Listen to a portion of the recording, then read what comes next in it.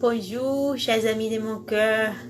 Nous sommes de retour avec notre humble lecture du livre des esprits, un livre écrit par Allan Kardec, Les Esprits.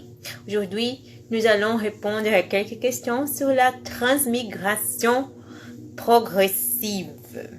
Allons-y, allons-y. Alors, question 195. La possibilité de s'améliorer dans une autre existence ne peut-elle pas porter certaines personnes à persévérer dans une mauvaise voie par la pensée qu'elles pourront toujours se corriger plus tard? Réponse. Celui qui pense ainsi ne croit à rien, et l'idée d'un châtiment éternel ne les retient pas davantage parce que la raison les repousse. Et cette idée conduit à l'incrédulité sur toute chose.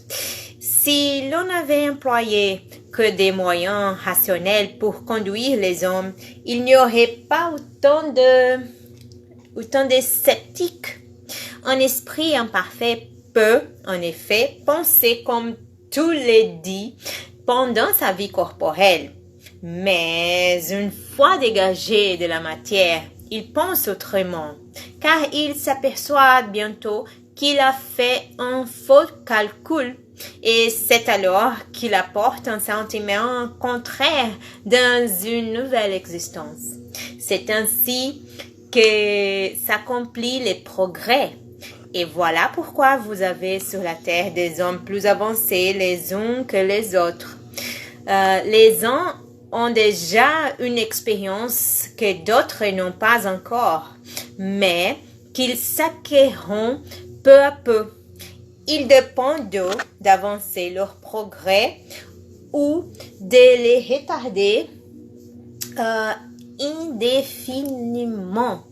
Et Kardec a fait une note au-dessous, un petit texte.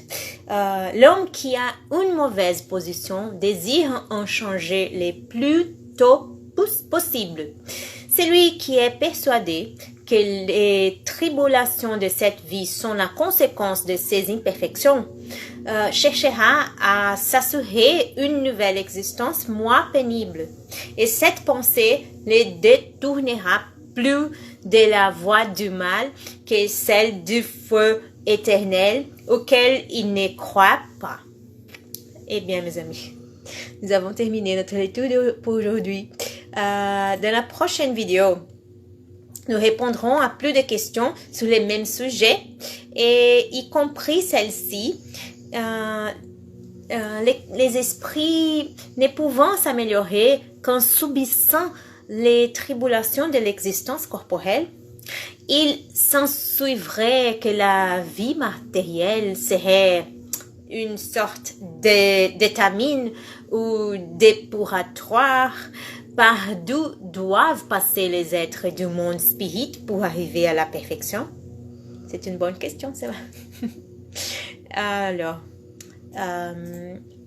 eh bien, j'espère que vous l'avez apprécié autant que moi.